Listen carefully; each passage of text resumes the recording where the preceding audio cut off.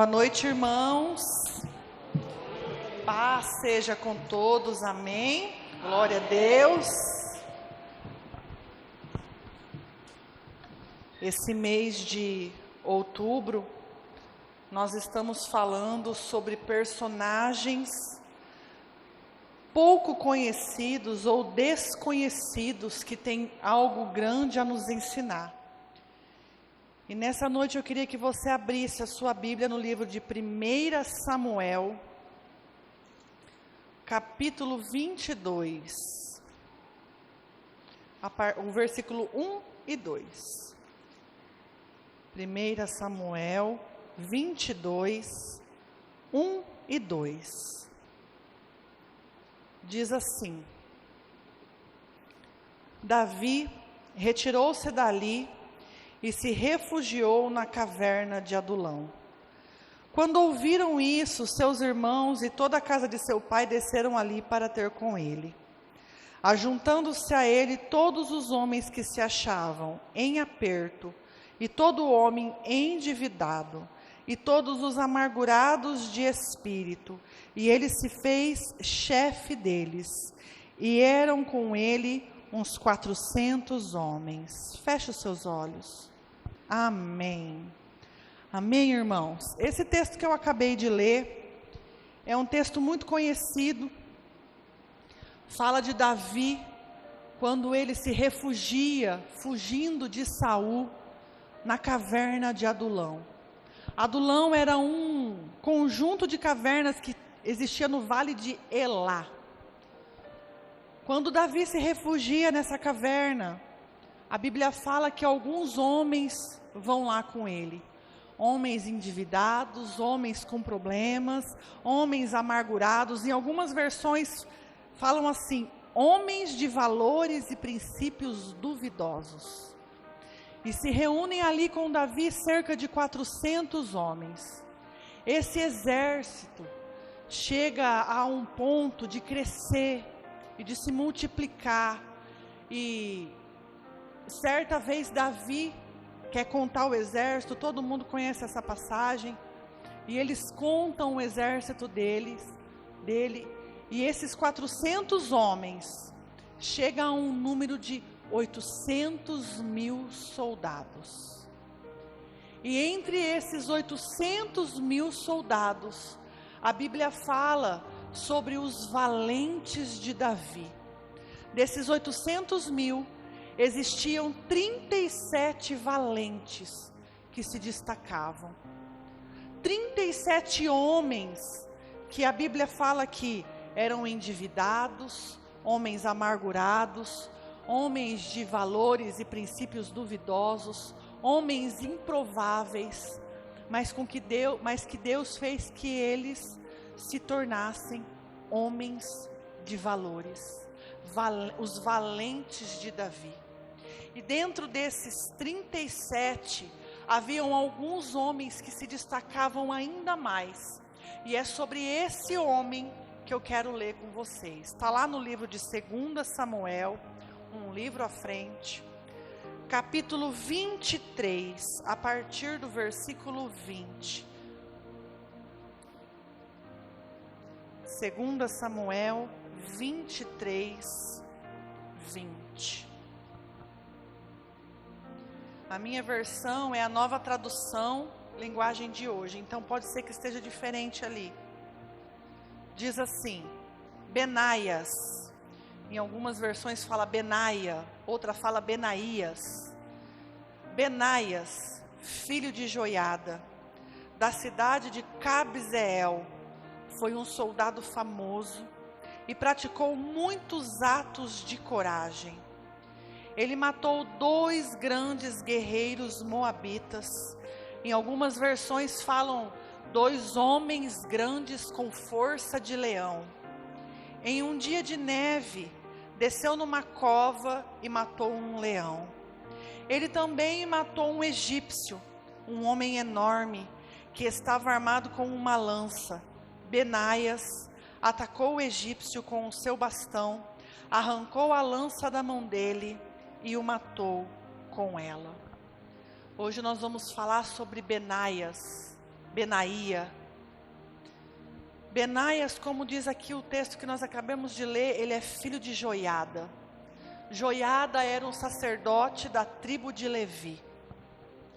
Nós sabemos que todo filho de sacerdote tinha que ser o quê? Sacerdote. E não foi o que aconteceu com Benaias. Benaias não se tornou um sacerdote. Benaias se tornou um guerreiro. Por quê? A cidade que Benaias morava chamava Cabzeel. Cabzeel é uma cidade que ela ficava na divisa entre Judá e Edom. Em Judá moravam os descendentes de Jacó. Em Edom, os descendentes de Esaú. E todos nós sabemos que apesar deles serem irmãos, deles serem parentes, eles viviam em constante guerra. Tudo para eles era motivo de guerra, de luta, de disputa. Benaias, morando ali, na divisa, era uma cidade que era alvo de constantes guerras, porque o povo de lá tinha que passar para cá, o povo de cá tinha que passar para lá, então eles viviam em constante alerta, o tempo todo. Isso fez com que a maioria dos homens que morassem em Cabzeel se tornassem soldados. E a Bíblia diz que Benaias era um homem valente. Em algumas versões falam que ele foi um soldado valente. Benaias, ele era diferenciado, irmãos. Ele não era um simples soldado. Ele não era um homem qualquer. Ele não era somente, aquele ali ele também é soldado, aquele ali também é soldado, aquele ali também é soldado. Havia em Benaias algo diferente. O nome Benaias ou Benaia significa Deus constrói, ou Deus está construindo. Enquanto eu, nesse mês que a gente se propôs a falar sobre pessoas desconhecidas, e eu comecei a ler sobre Benaia, eu pensei, Benaia, ele não era qualquer homem. Eu acredito que Benaia, a Bíblia não fala isso, mas que aonde Benaia chegava, ele era anotado. Aonde Benaia chegava, ele era visto. Além de ser filho de sacerdote, a Bíblia nos fala que ele era um soldado valente. Eu fico imaginando um homem grande, um homem forte, um homem que vivia com as suas espadas amarradas na cintura, um homem que vivia armado. Eu imagino Benaia cheia de cicatrizes, cheio de machucado, porque ele vivia em constante guerra. Para ele ser um soldado valente, ele devia lutar muito. Ninguém é valente fazendo nada. Ninguém tem o seu nome escrito na Bíblia e lembrado se ele não fez nada. Para Benaia estar aqui no livro de Samuel, é porque havia algo diferente nele. Havia algo que o Senhor estava construindo na vida de Benaia. E para que essa construção acontecesse, Benaia precisou passar por muitas guerras. Eu não sei se todos vocês se lembram, quando eu ministrei aqui sobre a casa na rocha e a casa na areia, e eu falei sobre alicerces. Quando nós vamos construir, a primeira etapa a ser construída é o que, irmãos? O alicerce. No alicerce se vai muito dinheiro e a gente não vê. Parece que é um saquetel furado. O dinheiro vai embora e você só vê buraco. Alguém aqui já viu um alicerce bonito? Que todo mundo olha e fala assim: nossa, que alicerce bonito, que buracos bonitos. O alicerce, do lado da minha casa está uma construção, e no começo do ano eles estavam fazendo o alicerce, e da minha janela às vezes eu conseguia ver alguma coisa, eu ouvia os pedreiros, E a gente passando, sai com o carro, a gente vê o alicerce não é bonito, irmãos. O alicerce ele tem que ser feito no sol, porque não tem nada. Não é? Não tem nada, é só um terreno vazio. Não tem uma árvore, se tivesse uma árvore ela teria que ser arrancada. Quando você olha o alicerce, a tua mente, pelo menos a minha, ela não consegue olhar para aqueles buracos e falar assim, não, isso aqui é um banheiro, isso aqui é uma sala, aqui é um corredor, ali é a cozinha. Quando eu olhava ali o alicerce do meu vizinho, eu falava, gente, mas isso aqui não vai caber ninguém aqui dentro, não. Olha o tamanho disso aqui. Olha que não cabe. Como que isso aqui vai, o que vai ser aqui? A gente olha e a gente não consegue distinguir o que é. É ou não é, irmãos? Para nós leigos que não somos nem pedreiro, nem engenheiro, nem arquiteto, não entendemos nada de obra, é assim, pelo menos para mim. Deus estava construindo na vida de Benaia. E para uma construção ficar de pé, o alicerce precisa ser bom. Como que Deus constrói em nós alicerces? Como que nós conseguimos ter a nossa casa edificada? Passando por lutas, passando por guerras, passando por sufoco. Se você nunca passou por uma luta, se prepare porque você vai passar. Se essa luta que você está enfrentando está acabando, aguenta firme porque vai vir outra. Nós sabemos que a nossa vida é assim. A luta ela não tem nem classe social, nem hora, nem idade e nem gênero para vir. Todos nós estamos orando por Ian. Gente, o Ian não tem 4 meses ainda. Olha quantas guerras o Ian já enfrentou. Olha quantas lutas, por quantas lutas ele já passou. Por quanto sofrimento, por quanta dor. A diferença entre o Ian e nós é que o Ian não sabe reclamar, o Ian não pode correr, o Ian não pode se esconder. Diferente de nós. Nós podemos gritar, nós podemos chorar, nós podemos nos recusar a passar por lutas, mas a certeza absoluta é que, para o alicerce ser feito, vai doer, vai haver guerra. Deus com a sua cavadeira, eu acho que é esse o nome que se usa para fazer os buracos, não é, Schubert? Aquele que você, a sua cavadeira, vai cavar em nós a profundidade que Ele acha necessária para que a obra que Ele está construindo na minha e na sua vida permaneça de pé. Se o alicerce não é bom, o que vai acontecer com a casa, irmãos? Todos nós vimos essa semana lá nos Estados Unidos o que aconteceu depois que o furacão Milton e o Helena passou. Nos Estados Unidos, as casas têm alicerce? Não. São casas de madeira. São casas de drywall, não sei se é assim que fala. Tanto que, aonde é o refúgio deles? Em prédios de alvenaria. Casas feitas de madeira, qualquer vento leva embora. Nós somos muito parecidos com Benaia, irmãos. Benaia entendeu que para ele se tornar aquilo que Deus tinha para a vida dele, ele precisava passar pelo momento do alicerce. E eu quero reler com vocês o que nós acabamos de ler em 2 Samuel 23. Se você não prestou atenção, eu quero que você preste mais atenção ainda. Benaias, filho de Joiada, da cidade de Cabzeel, foi um soldado famoso e praticou muitos atos de coragem. Ele matou 2 grandes guerreiros moabitas. Em um dia de neve, ele desceu numa cova e matou um leão.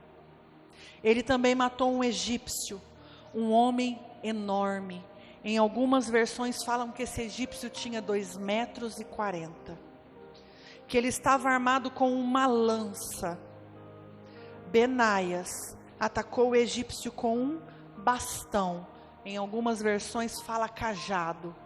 Arrancou a lança da mão dele e o matou com ela. Ele matou 2 homens com força de leão. Em algumas versões que eu li fala, 2 homens grandes, guerreiros, de valor, honrados, moabitas honrados. Em algumas versões que eu li. Como que um homem comum, normal, como nós, mata 2 homens com força de leão? Ele matou um leão dentro de uma cova em um dia de neve. Ele matou um egípcio de mais de 2 metros, que tinha uma lança enorme. E o que ele tinha? Um cajado. Isso nos mostra, irmãos, que Benaias, assim como nós, passa por lutas, enfrenta guerras. Não é porque Benaias era um homem conhecido, pai de uma pessoa importante, isso o livraria de lutas. Benaia não foi livre em momento nenhum de passar por guerra e luta. Benaia em momento nenhum foi isento.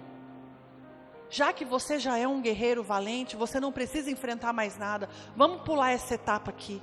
Vamos para a próxima. A vida não funciona assim. As guerras que Benaia enfrentou fez com que aquilo com que Deus estava construindo na vida dele tomasse forma.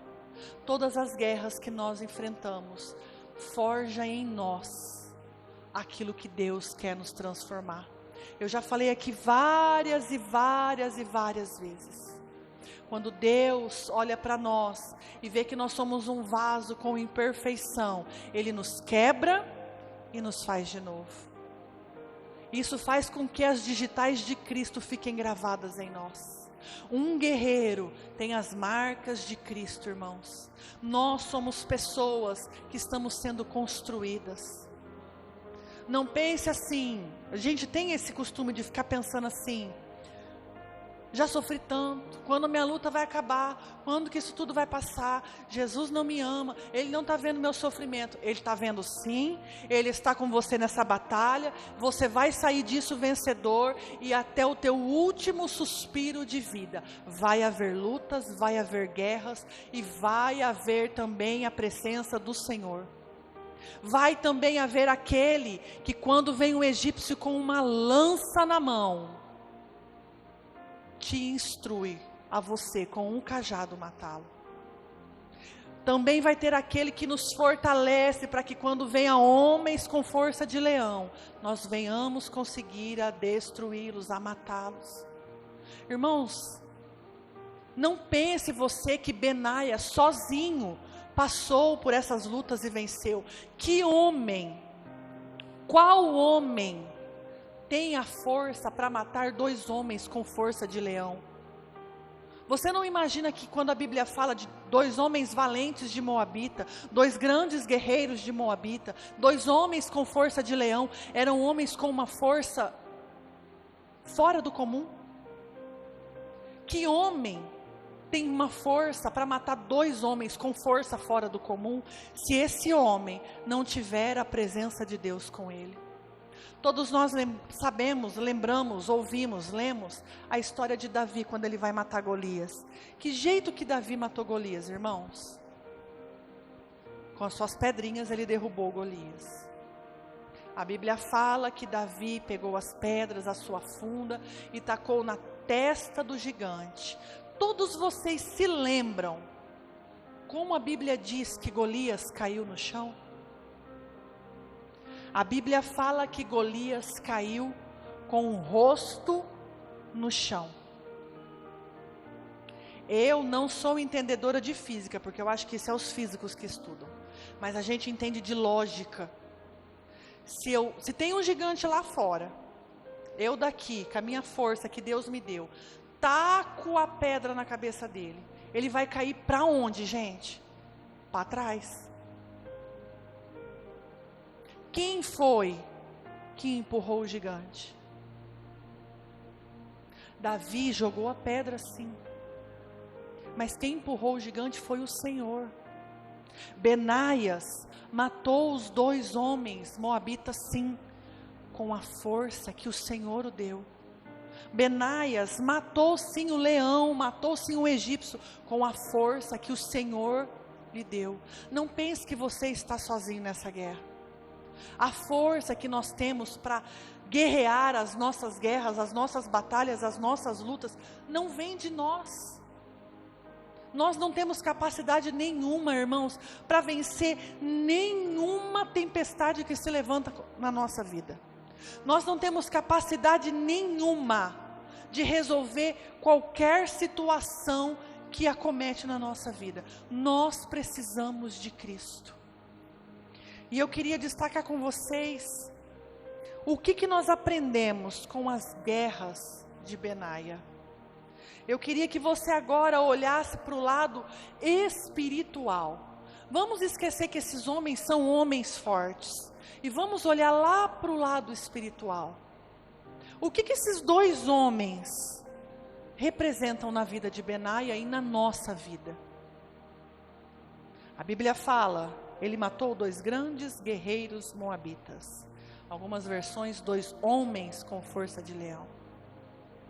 Quando nós enfrentamos esses 2 homens, irmãos, nós estamos enfrentando a nossa própria carne. Eu queria que você abrisse a sua Bíblia em Gálatas 5. A partir do versículo 17, que é um texto muito conhecido.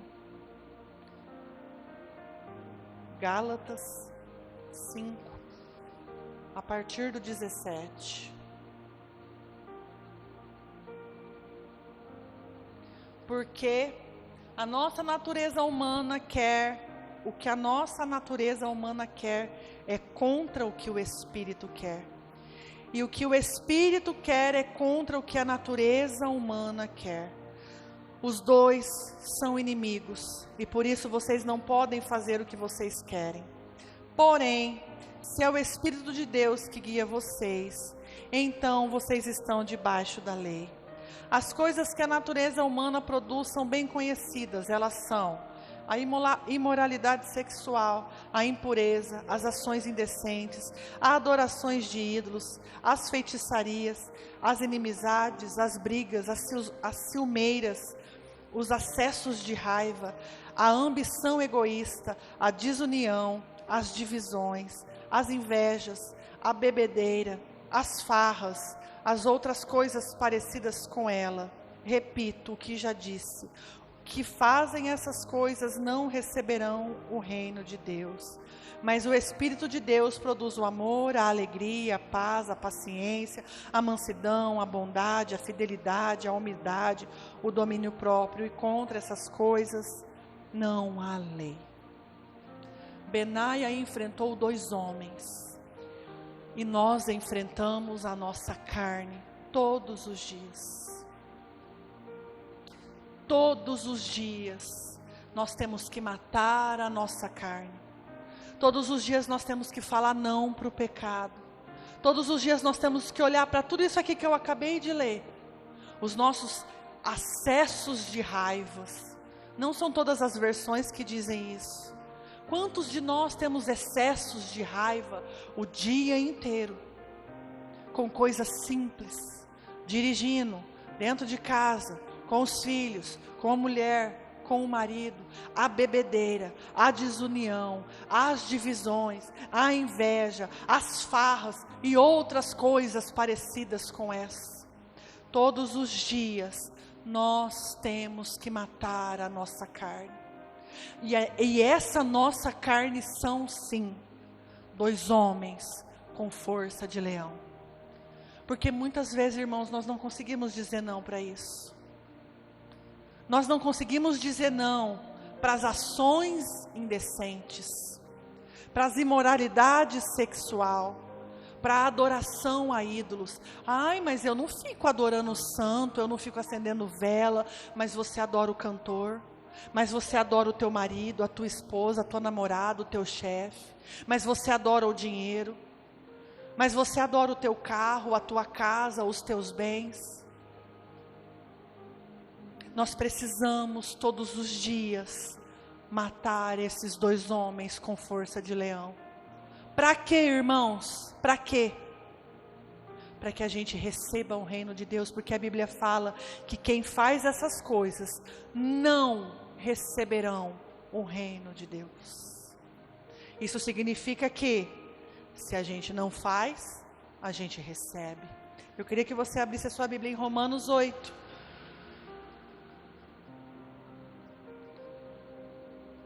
Romanos 8, a partir do versículo 5.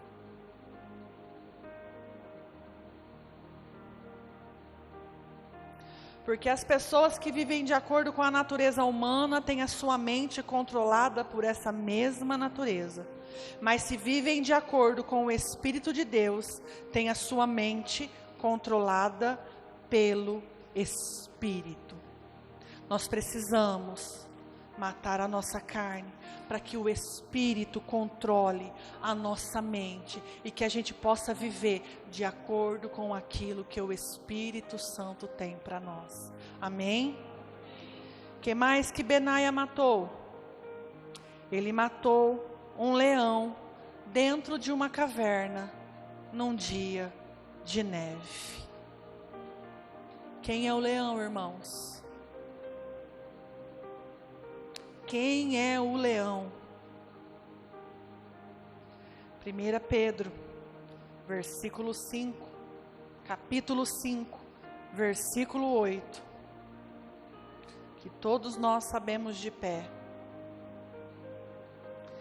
Estejam alertas e firmes, vigiando, porque o inimigo de vocês, o diabo, anda por aí como um que ruge, procurando alguém para devorar.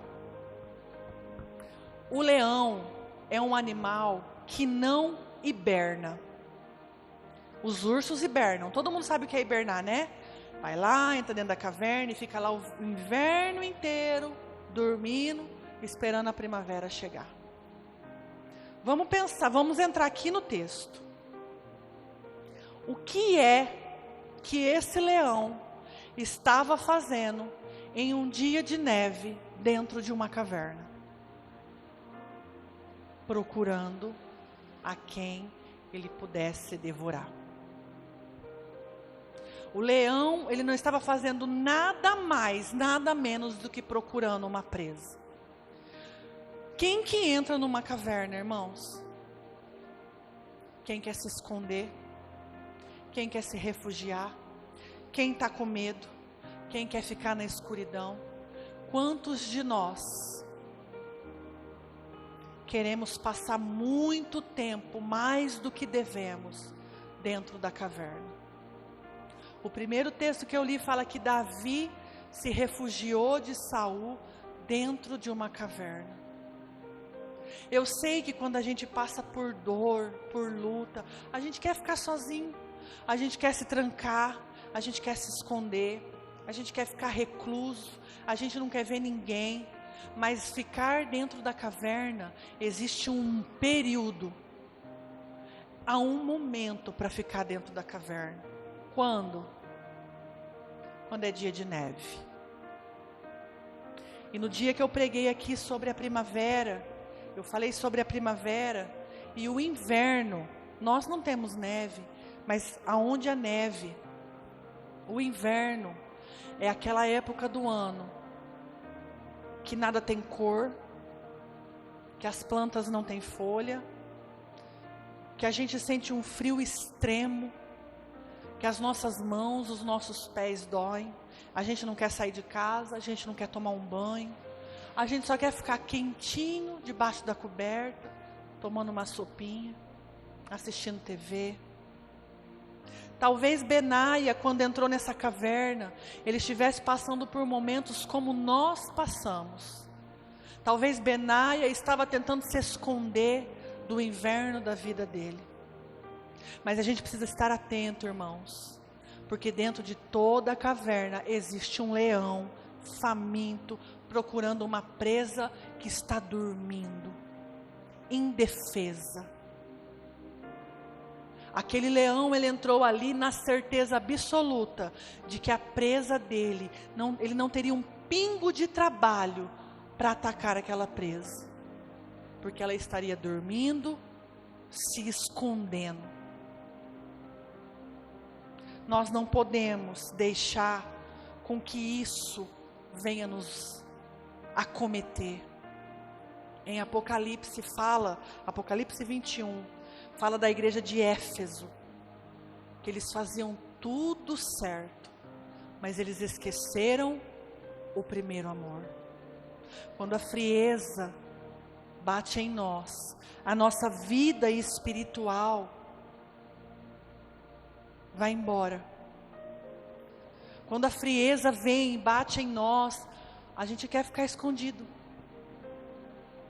porque o primeiro amor acabou. A gente entra na igreja e a gente não sabe o que a gente está fazendo aqui. A gente escuta o louvor e a gente não entende nada, porque nós estamos frios. Porque aquela chama, aquele fogo, aquele amor acabou.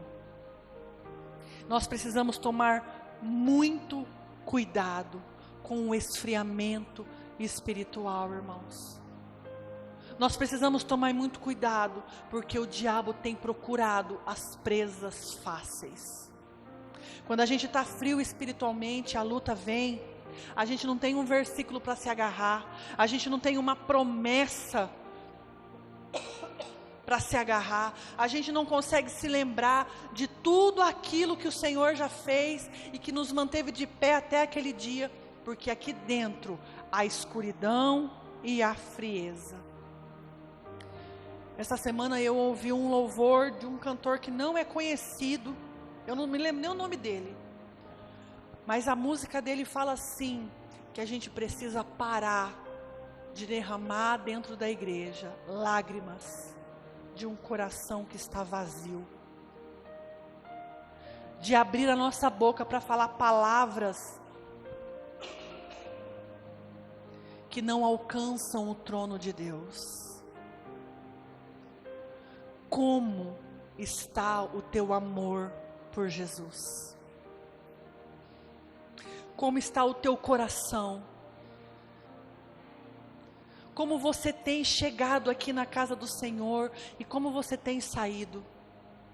Como são as suas segundas-feiras? Porque o domingo é dia da gente vir, se alimentar, ser cheio da palavra, e a segunda é o dia da gente pôr em prática tudo aquilo que a gente ouviu. Como tem sido as suas segundas-feiras? Como está o teu coração, irmãos? Isso é muito sério. A gente deixa as coisas serem levadas, igual o Zeca Pagodinho, deixa a vida me levar, a vida leva eu. Os dias têm passado tão rápido, as coisas têm acontecido de uma maneira tão acelerada. Irmãos, eu entrei com a Manu, sexta-feira, a Manu e a Rafa, nós entramos naquele shopping da utilidade ali na Filadélfia. A Manu até falou assim, nossa, a minha cabeça fica confusa, porque tem decoração do Dia das Crianças, do Halloween e de Natal, tudo num lugar só, no mesmo corredor, você achava tudo. Os dias têm passado tão rápido, as coisas têm passado tão rápido, e a gente tem se esfriado tão rápido, e tem achado tudo isso tão normal. A gente tem achado isso tão comum. É comum eu vir à igreja e não sentir nada. É comum eu orar e não sentir a presença do Espírito Santo. É comum eu colocar um louvor e eu nem estar ouvindo o que aquele louvor tem falado comigo. É comum. Porque a gente tem levado as coisas de qualquer jeito. Porque a gente tem vivido esperando o fim. Esperando o fim da semana, esperando o fim do mês, esperando o fim do problema, esperando o fim da parcela do carnê do carro. A gente está sempre esperando o fim. Sempre esperando o fim de alguma coisa. E a gente esquece que a vida é agora, é o hoje, é esse momento aqui que nós estamos vivendo. É hoje o dia de você se lembrar do primeiro amor. O que o Senhor fala? Lembra de onde caíste, volte ao primeiro amor. Volta, irmãos. Nós precisamos voltar. naquele dia em que, ouvindo a palavra do Senhor, o nosso coração foi cheio, a lágrima escorreu de amor. A gente precisa voltar naquele dia em que a gente compreendia o que o Espírito Santo dizia e a gente colocava em prática.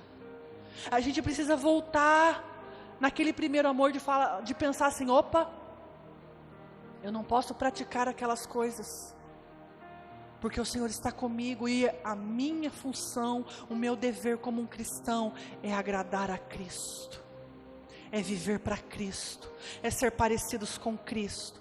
Mas a gente só fica pensando: eu preciso pagar isso, eu preciso pagar aquilo, eu preciso arrumar o meu carro, eu preciso trocar o pneu, eu preciso comprar o tênis das crianças, eu preciso disso, eu preciso emagrecer, eu preciso fazer não sei o que, eu preciso disso, eu preciso daquilo.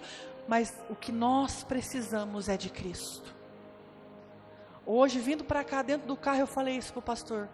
Nós viemos falando que precisa disso, precisa arrumar isso, precisa trocar o óleo do carro, precisa trocar o farol, precisa arrumar a pia lá de casa que está com vazamento, está dando infiltração na minha parede, precisa disso. E nós começamos a fazer a conta e falou: e agora? E eu falei para ele: em tudo dai graça. Em tudo dai graça. Porque se eu preciso trocar o óleo do meu carro, é porque eu tenho um carro. Se eu preciso comprar tênis para as minhas filhas, é porque as duas têm pés, e as duas andam, e as duas correm, e as duas se divertem, e o tênis delas chegam a rasgar. Se eu preciso ir no mercado, é porque eu tenho uma geladeira, é porque a minha família tem saúde, e todos se alimentam dentro da minha casa. E nós não entendemos isso, porque nós estamos frios. Porque a gente só se importa com quanto de dinheiro sobrou esse mês para me guardar. Quanto que eu preciso. É só isso que a nossa mente pensa, irmãos. E quando eu falo isso, eu estou me incluindo nisso. Eu me incluo nisso. A gente fica fazendo conta o dia inteiro. E a gente se esquece que nada daqui nós vamos levar. Nada daqui tem valor. Hoje, nós viemos embora do rancho e o Júnior veio de moto na nossa frente. E teve uma hora que ele foi ultrapassar um caminhão, a Rafaela ficou desesperada. Mãe, se meu pai cair e morrer? Eu falei: filho, papai não vai cair, o papai não vai morrer hoje. Ele vai morrer um dia, mas não vai ser hoje. E o resto do caminho eu fiquei pensando: se ele tivesse morrido hoje, se qualquer um de nós aqui tivéssemos morrido hoje, do que teria valido a nossa vida, irmãos? Você já parou para pensar isso? Porque a gente só pensa isso quando a gente vai em velório de alguém conhecido. Do que valeu a gente trabalhar tanto e juntar tanto dinheiro e comprar tantas coisas para nada? Se nós morrêssemos hoje, que proveito teríamos? Alguém falaria de nós, como a Bíblia fala de Benaia, um homem corajoso, valente, com grandes feitos, que matou 2 homens, que matou um leão, que matou um egípcio. Na Bíblia só se fala de 3 homens que matou um leão: Benaias, Davi e Sansão. Se nós morrêssemos hoje, as pessoas falariam de nós como? O que nós deixaríamos registrado? O que minhas filhas teriam de lembrança do pai delas? Um homem que não estava em casa, um homem que não era presente, um homem que nunca foi numa apresentação da escola, um homem que não tinha honra, que não tinha valor, um homem que vivia bêbado dentro de casa, um homem que batia na sua mulher, um homem que devia para todo mundo, um homem que brigava, um homem que falava palavrão, um homem viciado. O que minhas filhas iam falar dele? Ou as minhas filhas iam encher a boca e iam falar assim: o meu pai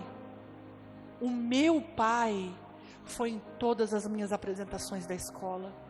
O meu pai todos os dias me acordava com um beijo. O meu pai todos os dias tomava café da manhã com a gente. Meu pai me levava na escola. Meu pai me buscava na escola. Quando eu chorei era no colo do meu pai que eu corria. Quando eu precisava de socorro era para o meu pai que eu ligava. O meu pai estava lá. Ontem eu falei para as duas. Hoje eu falei para as duas. Eu falei assim, a minha oração é que vocês um dia encontrem um homem parecido com o pai de vocês. Se esse homem for 10% do pai de vocês, vocês vão ser as mulheres mais felizes do mundo. O que nós temos deixado de legado, irmãos? O que? Se as minhas filhas fossem homens, se fosse ao contrário, e se meu marido estivesse conversando com eles, o que eles falariam de mim? Nunca, jamais na minha vida me casarei com uma mulher igual a minha mãe. Minha mãe só reclama, minha mãe só grita, minha mãe só fala. Minha mãe vive rabugenta dentro de casa. Minha mãe maltrata meu pai. Minha mãe só bate na gente, é chinelo voando, é grito daqui, é grito dali. A minha mãe nunca tá. Benaia foi um homem não conhecido por nós, mas conhecido por Deus. Foi um homem que teve o seu nome registrado aqui, para que tudo que ele passou e viveu servisse para nós de exemplo. Precisamos acordar para a vida, irmãos. Despertar a nossa fé.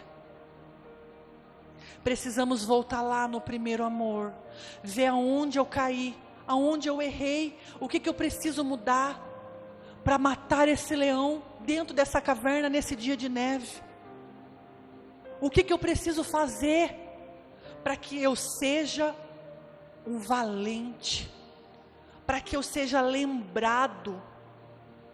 Benaia matou o egípcio, um homem gigante, com uma lança, em algumas versões falam uma lança pesada na mão.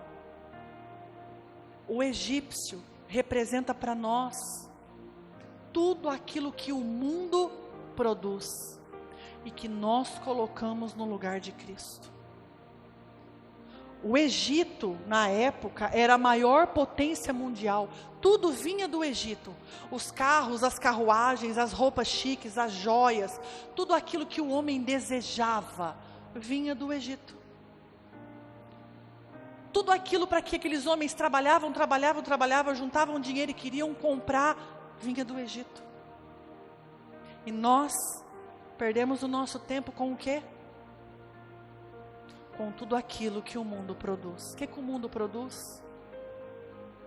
Pornografia, bebedice, Netflix, droga. E nós perdemos o nosso tempo. Nós perdemos o nosso tempo jogando tigrinho, achando que a gente vai ganhar, vai colocar R$20 e vai ganhar 1.342. A gente perde o nosso tempo com pornografia, porque a gente acha que a mulher e o marido que a gente tem dentro de casa não é bom o suficiente. A gente perde o nosso tempo assistindo série da Netflix, não que isso seja errado, porque eu também assisto. Mas o mais importante é você saber que há tempo para todas as coisas. A Bíblia fala que ele matou esse egípcio com um cajado. Vamos refletir agora. Se ele era um soldado, ele tinha que estar armado com um cajado? Ele tinha que estar com espada, com arco, com flecha, sei lá com que eram as armas que eles usavam. Aqueles ferros com uma bola na mão, na ponta, com lança. Mas a Bíblia fala que ele tinha um cajado.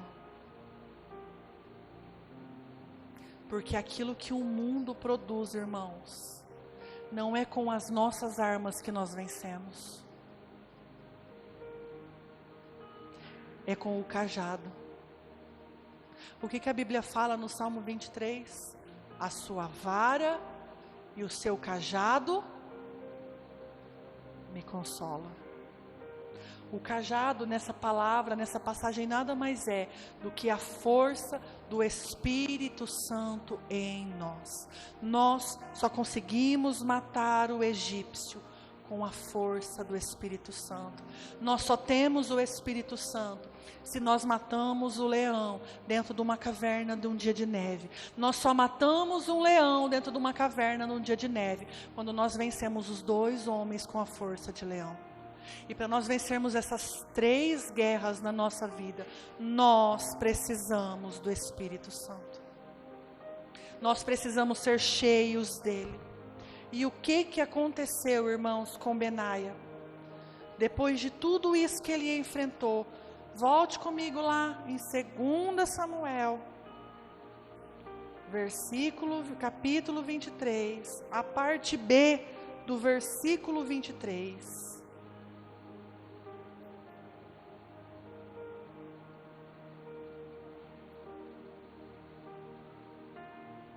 O versículo 23 diz assim: foram estas coisas que Benaia fez.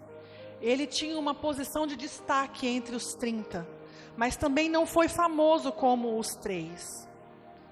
Davi o colocou como chefe da sua guarda pessoal. Davi olhou para Benaia e falou assim: você é o cara que eu quero me protegendo. Quem era Davi, irmãos? Era o rei. Davi confiou a sua vida na mão de Benaia. Davi sabia que podia vir o que vier, Benaia dava conta de proteger ele. Benaia teve um cargo de destaque, de honra. E depois, eu quero que você abra agora a sua Bíblia, em 1 Reis. 1 Reis, capítulo 1, versículo 43.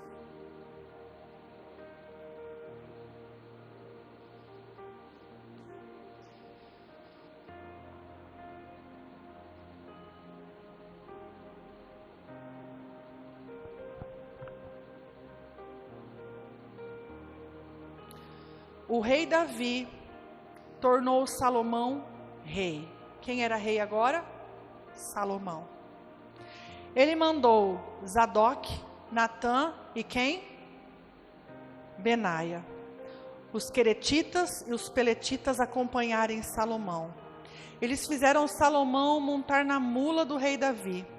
Zadok e Natã ungiram rei na fonte de Gidom. Benaia viu o rei Salomão sendo ungido rei. Benaia estava entre os principais do palácio. Benaia não era qualquer um. Ele foi escolhido para estar no momento em que o rei Salomão foi ungido rei. E agora eu quero que você abra comigo em 1 Reis 2, 35.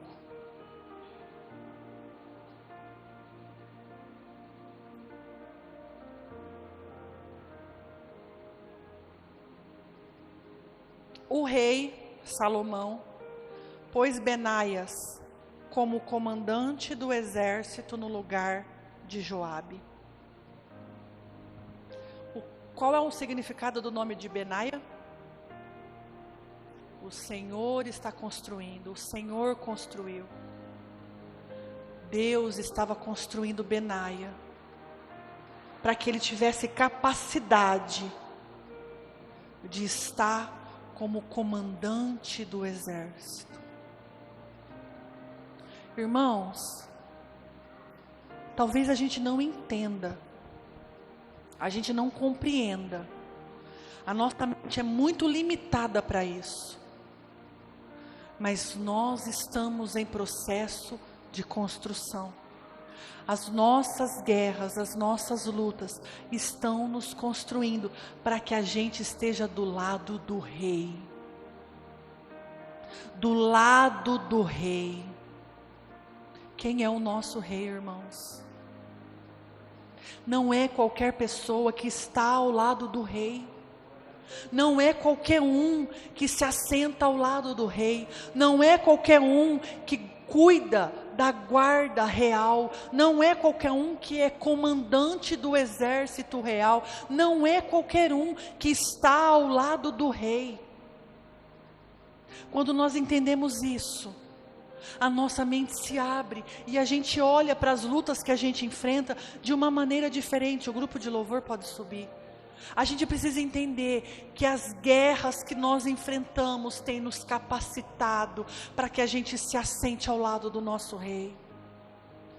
Não tema o dia mau, não tema o leão que vem todo dia te afrontar, porque o Senhor é conosco, é o cajado dele, é a vara dele que nos sustenta. É debaixo das asas dele que nós estamos. Benaia passou por guerras, passou por lutas, passou por dores, passou por aflições, mas no final ele foi honrado. E a honra de Benaia não veio do homem, a honra de Benaia veio do Senhor. Quantos guerreiros Davi tinha, irmãos? 800.000 guerreiros. Dentre os 800.000, haviam 37 valentes. Benaia se destacava entre esses 37 valentes. A Bíblia fala que ele não era um dos 3 valentes de Davi, mas que ele era mais honrado que os 3. Irmãos, a sua luta não é em vão. Você não tem lutado sozinho. Você não está só. Para que nós deixamos o nosso legado na vida dos nossos filhos, dos nossos pais, dos nossos irmãos. Nós precisamos entender que a guerra que nós enfrentamos não é nossa, é do Senhor. Ele tem guerreado por nós, amém? Se coloque de pé. Eu não sei qual é a guerra que você tem enfrentado. Eu não sei o tamanho do gigante. Eu não sei quantos leões se levantam contra você. Eu não sei a profundidade da tua caverna. Eu não sei o quanto de neve tem na frente da porta do teu coração. Eu não faço a menor ideia. A única coisa que eu sei sobre você, sobre alguns, é o seu nome, é onde você mora, o carro que você tem. Quem conhece o teu coração, as tuas guerras, as tuas lutas, as tuas dores, é Jesus Cristo. E Ele está aqui nessa noite. Fala para Ele. Porque às vezes a gente passa pela guerra e a gente não fala para o Senhor, porque a gente se acha forte o bastante. Fala para o Senhor a guerra que você tem enfrentado. Deus, a minha guerra é essa daqui. Coloca o teu cajado na minha mão. Senhor, a minha guerra é essa daqui. Derrama sobre mim a força que eu preciso para matar esse leão, para matar esses 2 homens, para sair de dentro dessa caverna e enfrentar essa tempestade de neve. Amém? Feche os seus olhos. Em 2 Crônicas 32, versículo 8 diz assim: Ele só conta com a força dos homens, mas do nosso lado está o Senhor, o nosso Deus, para nos ajudar e para guerrear por nós. É assim que nós vencemos, irmãos. É assim que nós vencemos as guerras que nos assolam, com a força do Senhor em nós. Confie nele, confie nos planos dele, confie que Os pensamentos dele a nosso respeito são muito mais elevados que os nossos. A gente só enxerga o hoje, a gente só enxerga o agora. Ele está vendo o além, ele está vendo amanhã, ele está vendo o dia da nossa vitória. Aguenta firme. Desde quando eu me converti, todas as vezes que eu estou passando por uma luta, eu oro desse jeitinho: Deus, adestra as minhas mãos para a batalha. Adestra as minhas mãos. Me ensina a guerrear. Um soldado que não maneja bem a sua espada morre no final. Peça para que o Senhor adestre as suas mãos para a batalha. Fortaleça você. Permaneça, que Ele faça que os seus joelhos permaneçam firmes, de pé, para que você não vacile. Amém? Glória a Deus. O pastor Júnior vai vir encerrar, e depois que ele encerrar, você vem aqui na frente, que ele vai ungir a sua mão, para você guerrear essa semana. Amém? Glória a Deus. Amém. Senhor nosso Deus, nesta hora, Pai, nós te agradecemos por este culto, te agradecemos, Pai, pela tua palavra.